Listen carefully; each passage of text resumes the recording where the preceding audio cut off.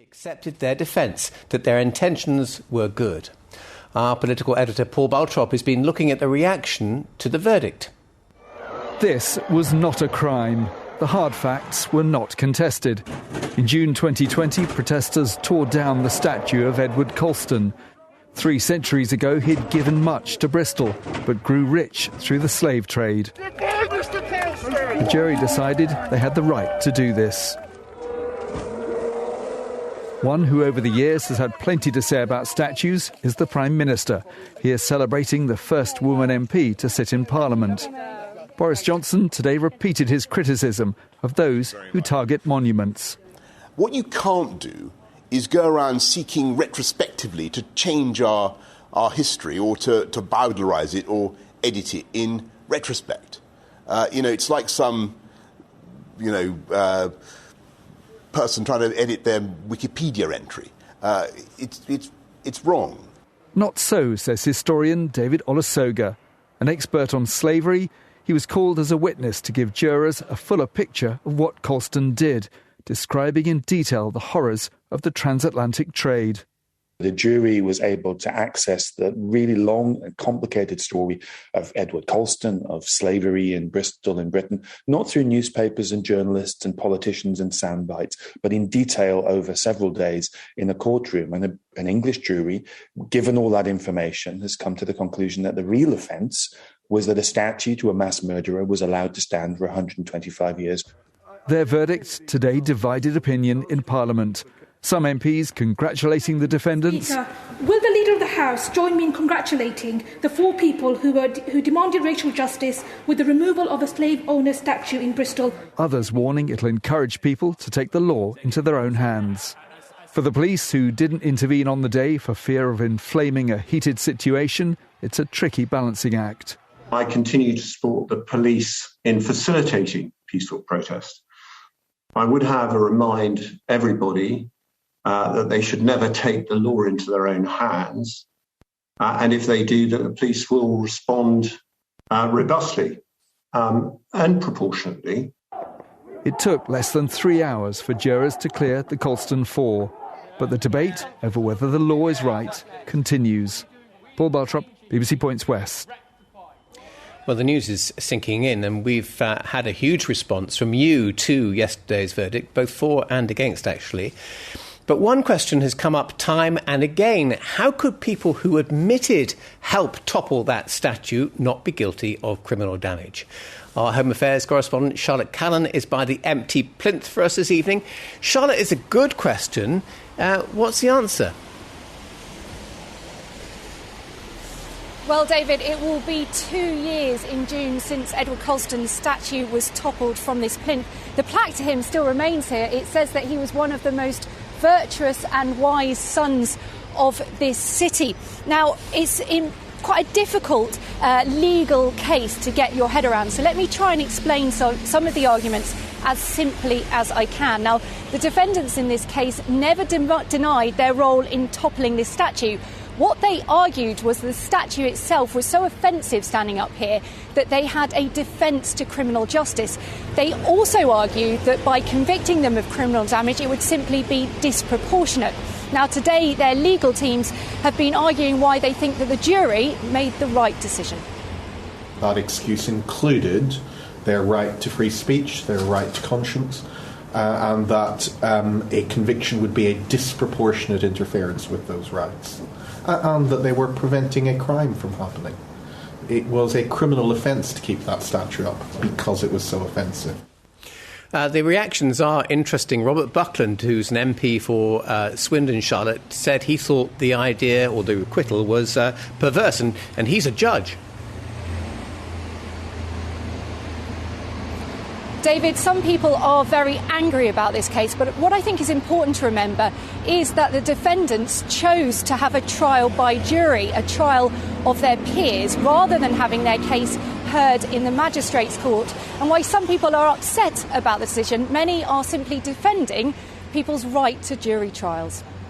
It is an ancient right, it is a great protector of freedom, But that doesn't mean that every decision made by every jury is one that is welcomed by some people in some circumstances, but that it is such an important protector of our liberties that we must take the rough with the smooth. So the legal case has ended, but there is still no decision about what should happen to this plinth or what should happen to Edward Colston's statue that was on public display but is now in the vaults at the M Shed. All right, Charlotte, very interesting. Thanks, very well explained, if I may say so. Now, the debate over how to deal with the past has raged for decades. Colston's statue became a focal point, but several organisations have now distanced themselves from the slave trader. Alice Brouvery looks at how Bristol is coming to terms with its past and what's next. Edward Colston's statue was put up in Victorian times, but calls to remove it date back almost as long, 100 years. So now taking it down by force has been ruled as lawful. How's the city reflecting on the verdict? Sometimes the injustice that you're seeking to correct is greater and more important than that piece of property. So I think the jury made the right call. I'm glad that they were not scapegoated because they were only part of a large crowd. I suppose a bit concerned that there was a process going on about what to do with the statue, and a large group of people decided that they were going to short-circuit it. The problem is many people saw democracy as not working. Even putting up a plaque explaining more fully Edward Colston's role in the transatlantic slave trade proved controversial and was never put up. So people themselves started taking charge. From 2017 onwards, the schools named after the slave trader decided they wanted a new identity. The events of 2020 did not come out of the blue. The opposition to the statue goes back to the 1920s, so it's 100-odd years. The day in June caught a zeitgeist. It enabled the young population that were on that march that day to understand why it was that statue and not Neptune that needed to come down. So what's the legacy of these events? It's already inspired so much change in the local area and beyond. So it really didn't matter what happened to us in the court, but we won. So it's the cherry on the cake. For 24 hours only, a statue of Jen Reed appeared on the plinth. That was also removed. Apart from then, the plinth has been empty. I don't have the answer to what should happen for the plinth, but one thing I do know is that Bristol City Council should look at commemorating the enslaved that built this city. A history commission was set up after the statue was toppled to get the public's views. It's yet to decide what happens next. Alice Bouverie, BBC Points West, Bristol. And joining me now is the Mayor of Bristol, Marvin Rees. Good evening to you. Thanks so much for coming on. I'd be very interested to hear your reaction to the verdict. Well, first off, I'll just say about Boris Johnson's comment, if I can, and this is a well-worn trope here. This is not addressing Colston's legacy is not about editing history. It's about having a fuller understanding of history, even if that means unearthing complexities and contradictions, and hypocrisies. So we've got to mature the debate on that. But in terms of the verdict, David, it's not a trial I've been following, and I've been saying all day. It's not something that's of high importance to me. My business in Bristol is about driving the economy forward. And making sure that we're tackling the structural drivers of inequality, be they race or class-based.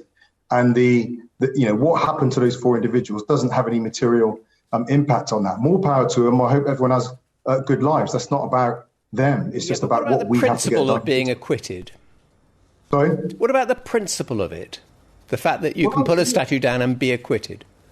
Yeah, to be perfectly frank, I was surprised. I don't think many people wouldn't have been surprised, even the supporters. It was on camera, but that's not my business. We have a jury system.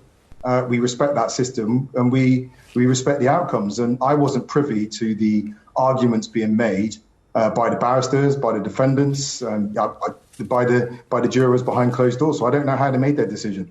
But they made their decision, and that's our criminal justice system, and this is the result it's put out. Okay. So our business is about tackling issues of real substance in Bristol. All right. I thought I knew you pretty well, but you revealed today, and I didn't know this, that your family may have been owned or even transported by Edward Colston, which is an extraordinary twist on this story. I didn't say they were, but I mean, I'm a descendant of Jamaicans, of course. My family would have been enslaved Africans. My great-great-great-grandfather was hung by the British for participating in the Morant Bay Rebellion at Samuel Richardson. I mean, I don't think that's news. I mean, I'm a black man from the Caribbean. Sorry, the quote I saw, perhaps I misunderstood them, the quote I saw from the radio this morning is that you were saying that you were related, or your family had been owned or transported, but that might have been wrong. I said that we had a statue up in the middle of the city. Nevertheless, the question I was leading up to really is one of the reasons the jury acquitted apparently was because they accepted the arguments that councils and mayors had not removed that statue and should have done. Well, there's a context to that. So firstly, I mean, one of the arguments being made by the barristers who don't really understand the city is that there had been inaction in Bristol. So there's a couple of ways of looking at that. One is this, and they all come under the title of that's factually incorrect. Colston Hall's name was changed. Right? That's not inaction. That actually happened, and there was a movement within the city. Secondly, if the argument if this discussion is actually about systemic racism, and the argument is that nothing was being done in the city about racism, again, that's factually inaccurate. Okay. If the argument is about they wish that things had moved faster on the statue, we can have that discussion, but it needs to happen with a proper understanding of the context within which that work is underway. We have to leave it there. Very interesting to talk to you about this. Thanks for coming on our programme tonight. Appreciate it. Well, you're watching Points West, and we're live here on BBC One. How's your year going? It's the 6th, I think, is it? Yeah. There's lots more still to come, including... I found the street of the house in which she stayed. A singer from Bath tops a BBC list of the best sounds of 2022. So tomorrow is going to bring a chilly day with a period of rain, possibly some snow as well for some of you. I'll have